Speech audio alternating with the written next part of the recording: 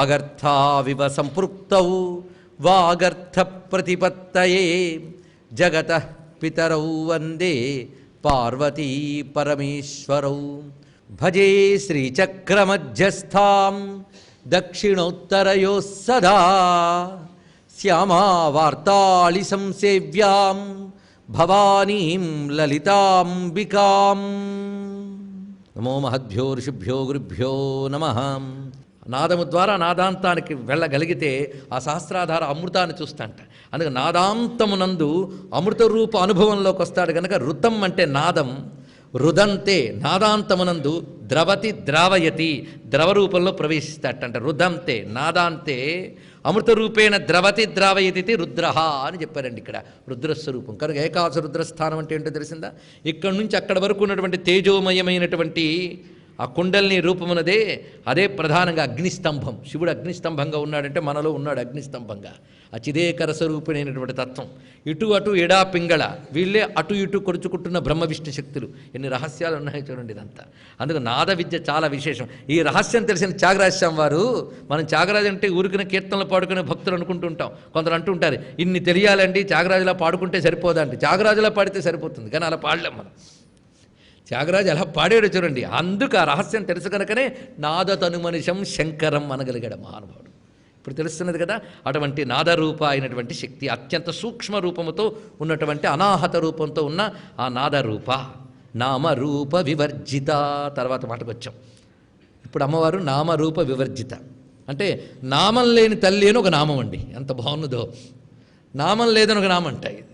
ఏమైనా బాగున్నదా? బాగుంది. ఇప్పుడు నామం ఎందుకు మనకు నామం? ఇది ఒక్కటి అర్థం చేసుకుందాం.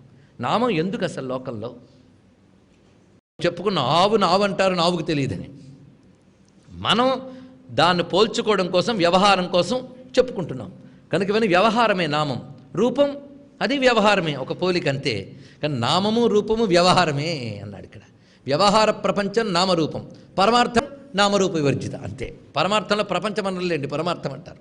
ప్రపంచమే వ్యవహారం కనుక నామరూప వ్యవహారం ప్రపంచ విషయం, పరమాత్మ విషయం నామరూపాతీతం అని చెప్పి నీ నామాలు చెప్పడం ఎందుకు అంటే అది తెలుసుకోవడం కోసం ఇవన్నీ.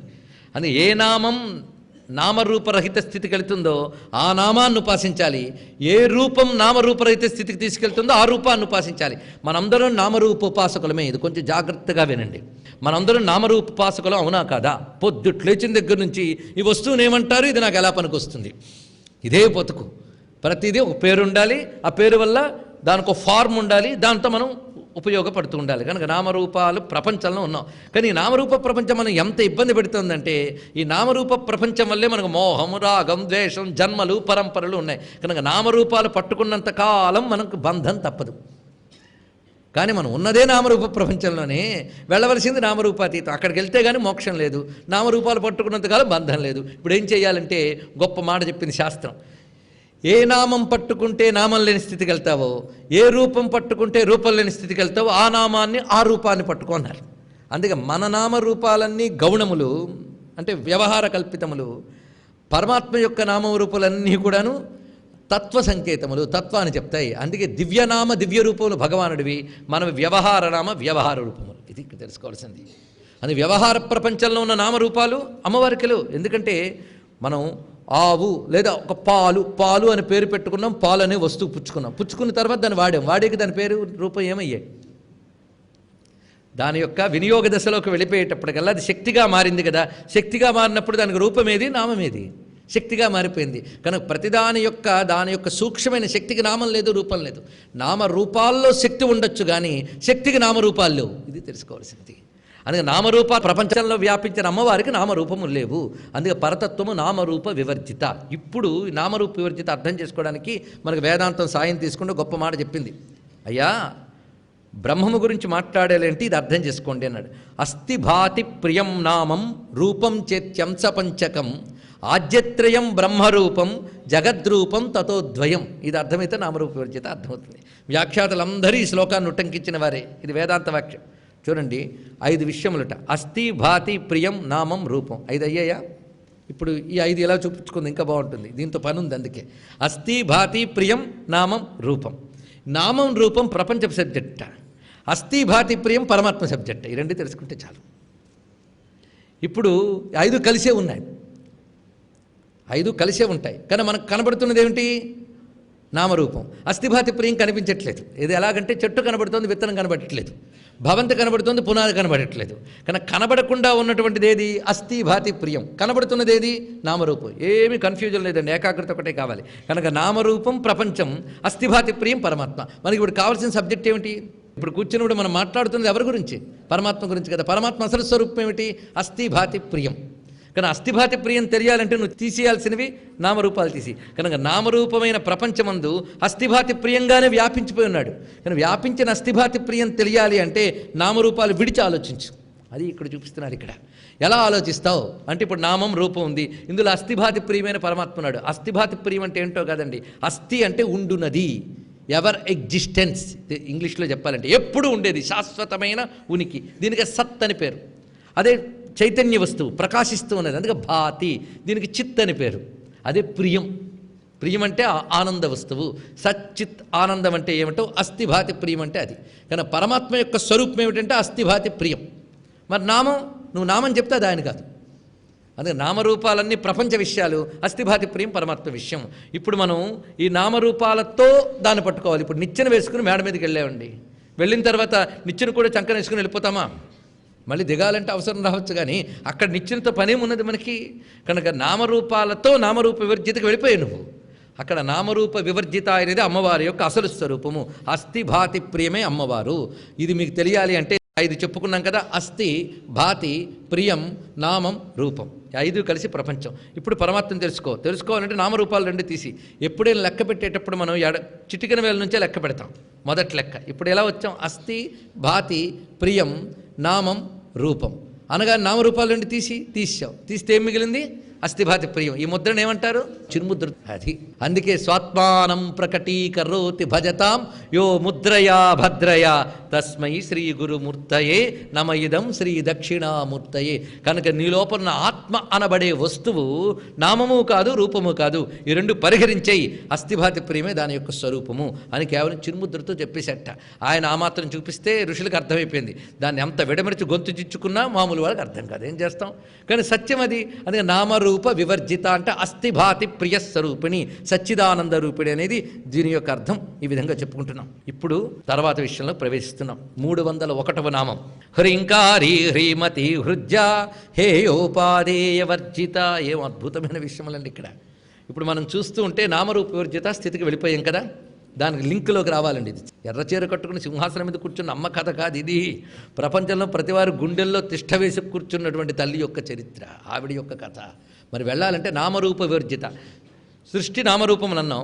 నామరూప వివర్జిత సృష్టికి అతీతం. కానీ సృష్టి ఆరంభం కాకముందు ఎక్కడి నుంచి వచ్చింది? నామరూప వివర్జిత అమ్మవారి నుంచే నామరూపాత్మక జగత్తు వచ్చింది కదా. కనుక ఏది రావాలన్నా దేంట్లోంచి రావాలి? ఆకాశం నుంచి రావాలి కదా. ఆకాశం అంటే ఇందాక చెప్పినట్టు నామరూపరహితమైనటువంటి స్థితి ఆకాశం. అక్కడి నుంచి వస్తుంది. ఆకాశం కంటే సూక్ష్మాకాశం ఒకటి ఉన్నది. స ఆత్మన ఆకాశ సంభూత ఆకాశాద్వాయు చెప్తున్నాం కదా. అలా క్రమం. అందుకు ఆ సూక్ష్మమైన ఆకాశంలోకి వెళ్ళాలి.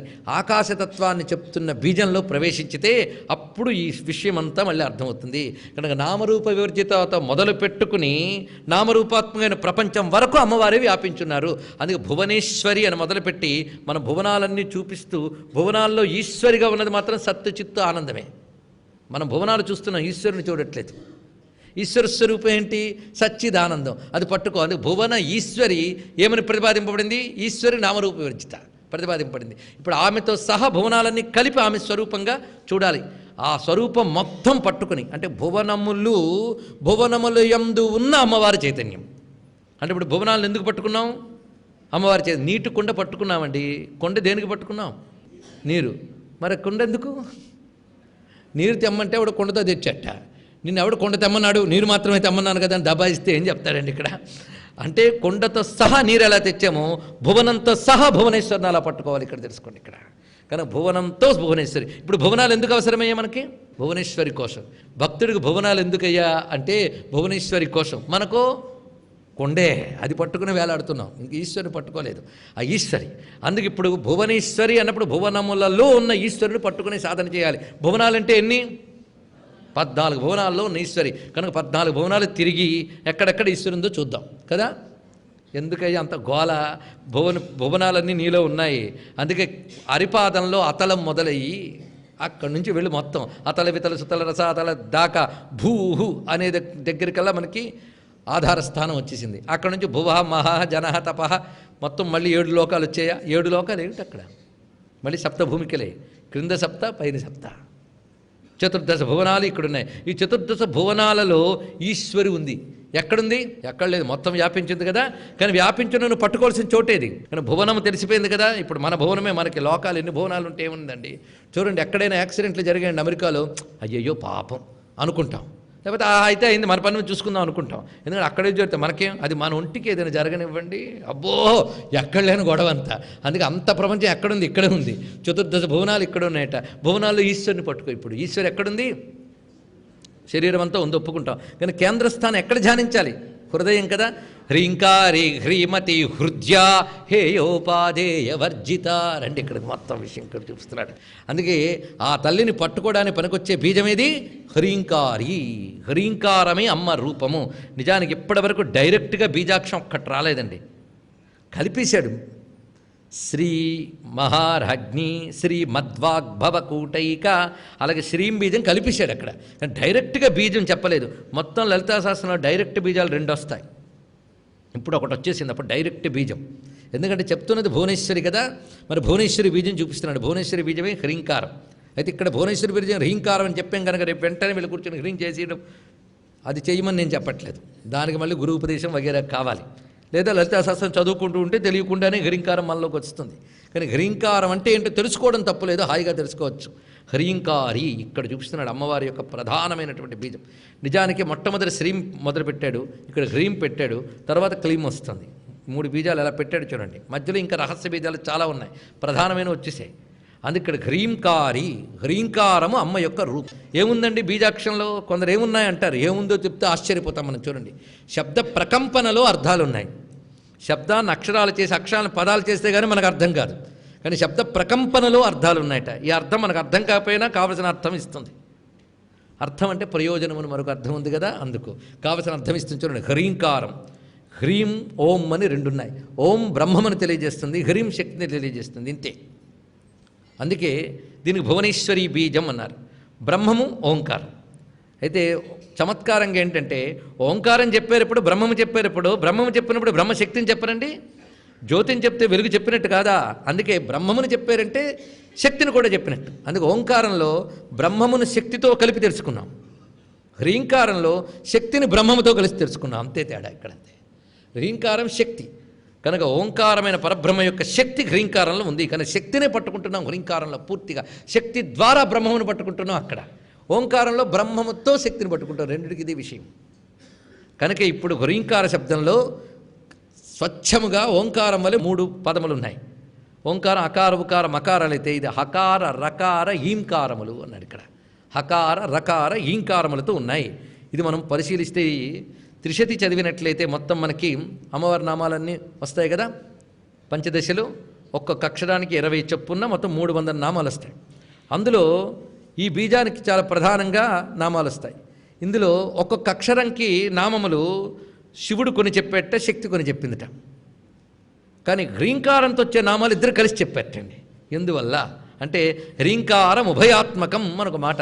శక్త్యక్షరాని సర్వాణి హ్రీంకారం ఉభయాత్మక అన్నాడు ఇక్కడ. అక్షరములన్నీ శక్తి స్వరూపములు కావచ్చు, కానీ హ్రీంకారం శివశక్తుల రూపంట. అందుకే హ్రీంకారంలోకి వెళితే ఇద్దరిని కలిపి పట్టుకోవచ్చు అని చెప్తున్నాడు. అందుకే హ్రీంకారానికి అంత విషయం ఉన్నది. అందుకే హ్రీశ్చతే లక్ష్మీశ్చ పత్నియౌ అనేటువంటి వేదంలో హ్రీశ్చతే లక్ష్మీశ్చ పత్నియౌ అన్నప్పుడు హ్రీంకార శ్రీంకారములు 2 చెప్పాయి. లక్ష్మి అంటే శ్రీంకారం, హ్రీహి. ఇది ఎవరికి పత్ని స్థానంలో ఉన్నాయి? ఓంకార రూపుడైన బ్రహ్మమునకు. అందుకే ఆయన యొక్క శక్తులే హ్రీంకార శ్రీంకారములుగా వచ్చాయని చెప్పుకుంటున్నాం. వేదమే చెప్పింది. అంతేకాదు ఇందులో నాదరూపాకి దీనికి సంబంధం ఉందండి. అందుకే నాదానికి ప్రధానమైన వేదం ఏమని చెప్పుకున్నాం అక్కడ చూపిస్తున్నాడు. సామవేదంలో హింకారమే గొప్ప శక్తి అయ్యా అన్నాడు. హిం దానికి రకారం కలిస్తే ఇంకా శక్తిట. పృథ్వీ హింకారం, ఆదిత్యుడు హింకారం, జౌహు హింకారం, అలాగే ప్రజాపతి హింకారం, ఉద్యత్ హింకారం, మనో హింకారం, సర్వం హింకారం మనకు భాగం కనబడుతుంది సామవేదంలో. అన్నిటి హింకారంతో చూడటం. అందుకే సామగానం చేసేటప్పుడు ఈ నాదం ఎక్కడి నుంచి వచ్చిందయ్యా అంటే పరమాత్మ శక్తి చిచ్చక్తిగా వ్యాపించింది. చూడండి ఇక్కడ జాగ్రత్తగా చూడండి. పరమాత్మ ముందు తన చిచ్చక్తితో వ్యాపించట. ఈ చిచ్చక్తికి మీరు ఏ రూపం చూపించలేరు శక్తికి, అది కేవలం శక్తిగా వ్యాపించి పెట్ట. శక్తిగా వ్యాపించిపోతే పరమాత్మని ఆకాశం అని అంటారు. ఇది కూడా తెలిసిపోయింది కదా. ఆయన చిచ్చక్తి వ్యాపించిపోయింది, అదే ఆత్మనః ఆకాశ సంభూత అని వ్యాపించిపోయింది. వ్యాపించిపోయిన ఆకాశంలో సమస్త సృష్టి జరిగిందిట. అంటే ఎక్కడి నుంచి వచ్చిందో సృష్టి అంతా? ఏ చిచ్చక్తి అయితే వ్యాపించిందో, వ్యాపించిన ఆకాశంలో శక్తి గ్రహాలు, నక్షత్రాలు, లోకాలు అన్ని రూపాలు తీసుకుంది. మీరు ఎంత సబ్జెక్ట్ చెప్పినా ఆకాశంలోదే, అవునా లేదా?